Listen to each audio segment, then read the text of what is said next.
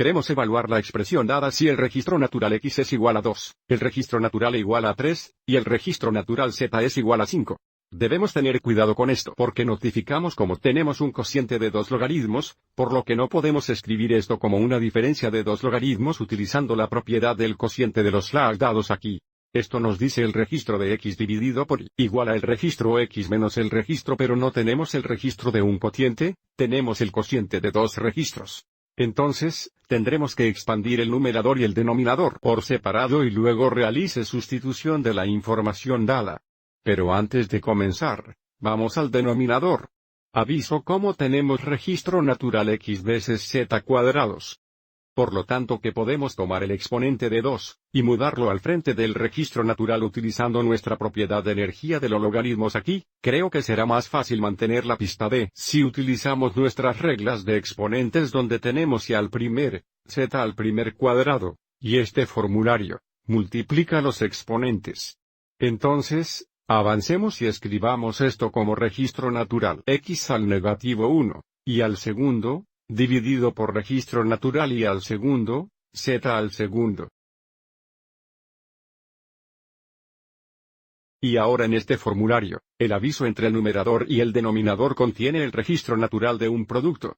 Entonces, usando la propiedad del producto de los logaritmos aquí, podemos reescribir el numerador y el denominador como una suma de dos logaritmos. Así que, para el numerador, teníamos el registro natural X al negativo 1 más el registro natural Y al segundo. De nuevo, tenemos una suma aquí porque tenemos el registro natural de X al negativo 1 veces Y cuadrado. Y entonces para el denominador, tenemos logo natural Y cuadrado más registro natural Z cuadrado. Y ahora, vamos a aplicar la propiedad de energía de los logaritmos, que significa que podemos tomar el exponente, en este caso n, y escribirlo como n veces el logaritmo. Entonces, podemos mover al exponente del negativo 1 al frente. Mueva el exponente de 2 al frente del logaritmo, y aquí también. Lo que significa, ahora tenemos negativo un registro natural X.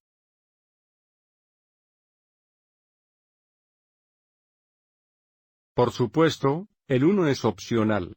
Podríamos escribir el registro natural negativo X, y luego sería más 2 registro natural Y, dividido por la cantidad 2 registro natural Y más 2 registro natural Z.